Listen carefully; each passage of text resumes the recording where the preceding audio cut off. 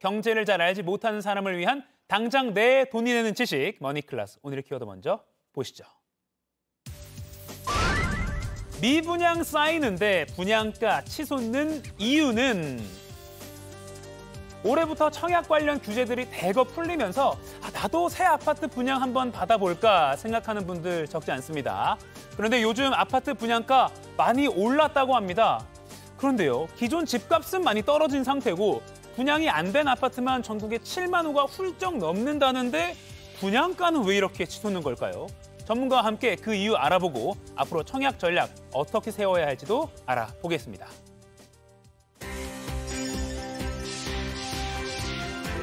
김인만 부동산 연구소장과 함께 부동산 완전 정복해 보겠습니다. 안녕하세요. 안녕하세요.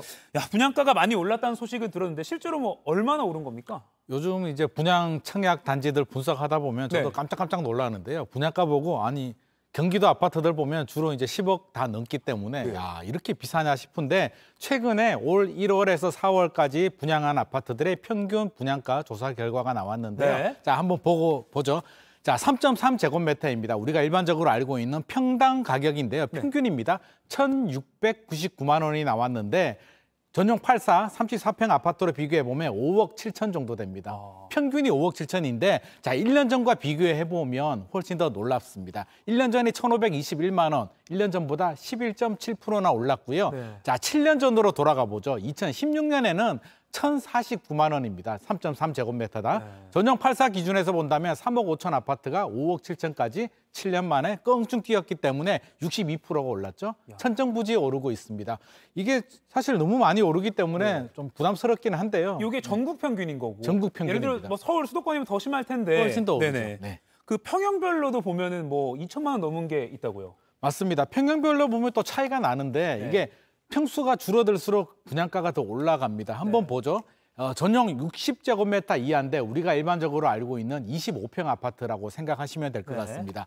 자, 평균 분양가가 2,349만 원입니다. 자, 아까 우리가 평균이 1,600만 원 정도 됐으니까 껑충 올라가죠. 네. 그러니까 이게 자, 작년 대비해서는 21%나 올랐고요. 그러니까 이게 2017년하고 비교해 보면 96%나 올랐습니다. 그러니까 이게 참 아이러니하죠. 근데 이 평형이 사실 좀 상징적인 평형인 게 이제 네네. 신혼부부나 맞습니다. 사회 초년생 중에 좀 여유 있으신 분들이 이걸 많이 도전하는데 그러니까요. 이게 2,349만 원이면 2천만 원 돌파한 게 좀 의미가 있네요. 이게 아까 우리가 일반적인 평균보다도 훨씬 더 높기 때문에 네네네. 보통 우리 소형 아파트들은 신혼부부나 청년층이나 네네. 좀 자금력이 부족하고 사회 초년생들이 많이 청약을 하고 네. 내 집 마련을 해야 되는데 네. 오히려 가격이 더 높게 나왔기 때문에 좀 아이러니하고요. 네. 아무래도 수요가 많고 인기가 있기 때문에 건설회사들이 소형 평형에 좀 더 분양가를 더 올린 것 같습니다. 그리고 수도권에 30평대 약간 이제 좀 많은 분들이 꿈꾸는 거잖아요. 네네. 여기는 어떤가요? 이 전용 아까 우리 말했는 60제곱미터보다는 조금 더 낮긴 한데요. 아무래도 중소형, 그러니까 가장 인기 있는 평형이 전용 84와 전용 59거든요. 그래서 네. 전용 84와 전용 59에 건설회사들의 분양가를 더 올리고 있는 상황입니다. 그렇군요. 그럼 30평대 기준으로 수도권은 한 10억 원 정도가 10억은 요즘 기본 나오고 있습니다. 기본으로 나오고 있다. 네네. 그렇군요. 이게 왜 이렇게 좀 저는 궁금한 게 네.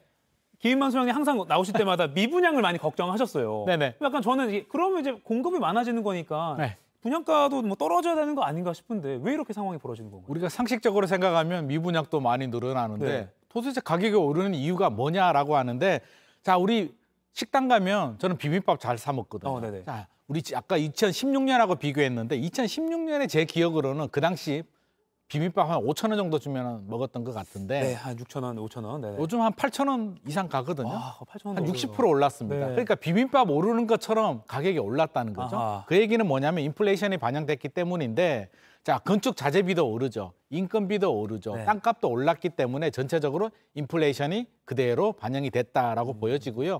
두 번째는 금리가 많이 올랐잖아요. 대출이자. 건설회사들이 자기 돈으로 짓지 않습니다. PF 대출을 일으키기 때문에 금융 비용이 껑충 늘어났고요.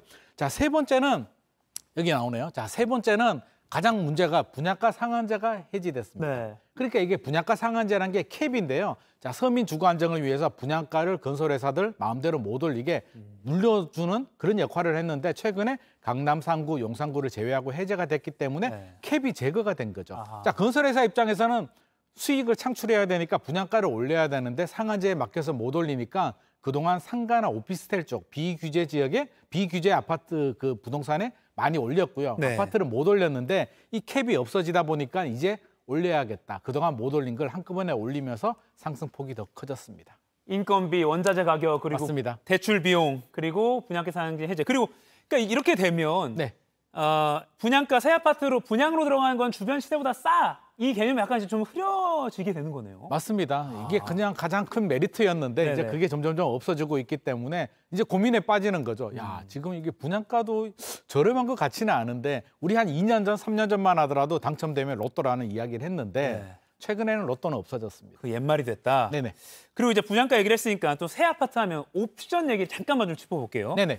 요새 뭐 시스템 에어컨 방마다 막 천장에 달려 있는 거, 요거 맞습니다. 기본이고, 그리고 뭐 그 베란다 트는 거라고 하죠. 소위. 확장. 확장형 베란다 이것도 뭐 점점 비싸져서 뭐 네. 이거저거 하고 지역별로 좀 좋은 지역이면 뭐 1억이 넘는다고 해요, 옵션만. 맞습니다. 네. 이게 앞서서 제가 분양가 상한제 설명을 드릴 때 캡을 씌웠다고 했잖아요. 네네. 자, 건설회사 입장에서는 손해 볼 수 없으니까 분양가는 법으로 못 올리니까 할 수 있는 게 아까 제가 말씀드렸듯이 오피스텔 상가 가격을 올렸고요. 네. 두 번째는 옵션 가격을 좀 많이 올렸습니다. 그래서 뭐 8억 6천만 원 정도 최근에 서울에 분양한 아파트 같은 경우 네. 분양가는 8억 6천인데 자 보시죠. 옵션비가 무려 다 붙여버립니다. 확장비, 원목마루도 예전에는 기본으로 해줬는데 이것도 옵션에 넣다 보니까 6,712만 원이 더 추가가 됩니다. 네. 그래서 자 9억 3천만 원이 되는 거죠. 이게 마법 같은 일이 벌어지고 있는데 건설회사들이 분양가를 올리지 못하니까 옵션을 좀 추가한 경향이 많이 늘어나고 있는데 제가 하나 팁을 드리면 네네. 자 옵션을 선택할 때 우리가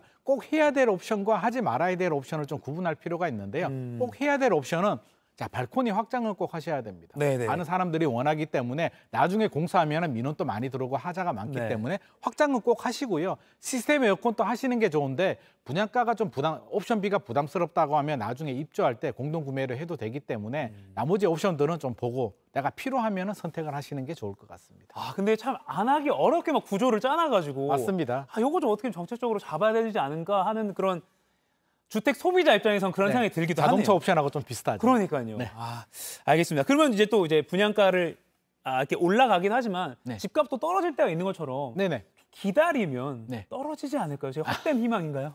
이게 일반적으로는 쉽게 떨어지지 않습니다. 우리 음식값도 한번 올리면 쉽게 안 떨어지잖아요. 네. 건설회사들도 한번 분양가를 올리면 내리기는 어려운데 아마 내리는 경우는 미분양이 대규모로 발생해서 건설회사들이 손실이나 손해를 보면서 분양가를 내리지 않는 한 현실적으로 분양가 내리기는 좀 어려울 것 같습니다. 아, 약간 눈물의 대처분을 하지 않는 이상 어렵다. 네네. 네. 아, 그렇군요. 그러면 뭐 건설사 입장에서는 손해를 함부로 그러니까 쉽게 감수할 정말 끝까지 가야지 분양가를 낮춘다 이렇게 봐야 되는 거군요. 맞습니다. 건설회사 입장에서는 절대 손해보진 않고요. 그럼 이제 수요자들은 고민에 빠지는 거죠. 나는 저렴하게 내 집 마련을 하고 싶은데 네. 지금 분양가가 올랐단 말이에요. 네. 그래서 이제는 충분히 옥석을 좀 가려야 되고요. 묻지마 투자를 하시면 안 됩니다. 그래서 꼼꼼하게 체크를 해야 되는데 이제 입지라든지 네. 한번 보실까요? 네. 우리가 체크 포인트를 좀 고민을 할 필요는 있을 것 같습니다. 자, 실수요자들 자금이 되고요. 필요한 실수요자들이라면 입지, 교통, 교육 환경, 신축 아파트인지를 꼼꼼하게 확인해야 되고 가장 중요한 게 가격인데 자 낮은 가격이면 좋긴 한데요. 이제 터무니없는 낮은 가격은 현실적으로 좀 어렵다. 그렇다면 새 아파트의 프리미엄이 있기 때문에 주변 신축 아파트보다 비슷한 가격 정도라면 충분히 경쟁력이 있겠다. 우리 한 3년 전처럼 로또를 기대하면 안 될 것 같고 주의해야 될 점은 분양가가 비슷하지 않고 너무 높다. 부동산 시장 분위기가 좋아지면 건설회사들이 더 많이 올릴 거거든요. 네. 그래서 천정부지 올라가는 고분양가는 굉장히 주의할 필요는 있을 것 같습니다. 고분양가 주의하고 이제 로또 분양은 현실적으로 어렵다. 어려우신 시대다. 네.